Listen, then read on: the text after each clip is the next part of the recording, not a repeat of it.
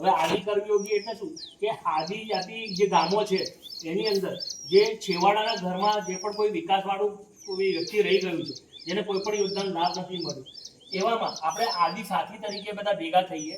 ગામના લોકો જે છે ગ્રામ મિત્ર એ આદિ સાથી બનશે અને એ ગામના જે શું યોજના લેવાની છે, શું લાભ લેવાનો છે, એની જરૂરિયાત પૂછશે અને એ ગ્રામ પંચાયતને જાણ કરશે.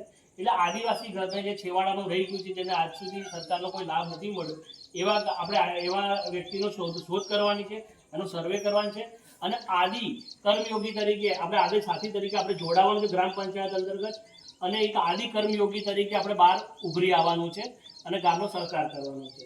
તો આદિ કર્મયોગી આપણે બનીશું.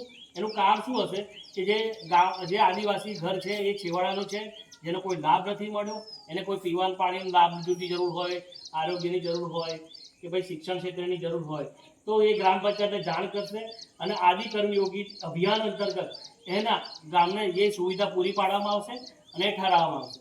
તો તમારા એક સાહસથી તમે ગ્રામ પંચાયતની મીઠી રજૂઆત કરો, લેખિતમાં રજૂઆત કરો, તે આ આદિજાતિ ઘરોને આપણે આવરી લઈશું કે જેને સરકારનો કોઈ પણ લાભ નથી મળ્યો.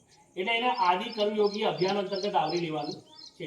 આ આદિ કર્મયોગી અંતર્ગત આપણે ગામમાં આશા વર્કર બહેનોને પણ તાલીમ આપવામાં આવશે, આંગણવાડી કાર્યકરને પણ અને ગ્રામજનોને પણ, જે લોકો શિક્ષિત છે, સરસ મજાના સમજી શકે છે, તો એવા લોકોને આદિ કર્મયોગી અંતર્ગત અભિયાનમાં જોડાવા અમે આ લોકો અપીલ કરીએ છીએ. તો ગ્રામ પંચાયત દ્વારા તમે આદિ કર્મયોગી બનવા તૈયાર છો?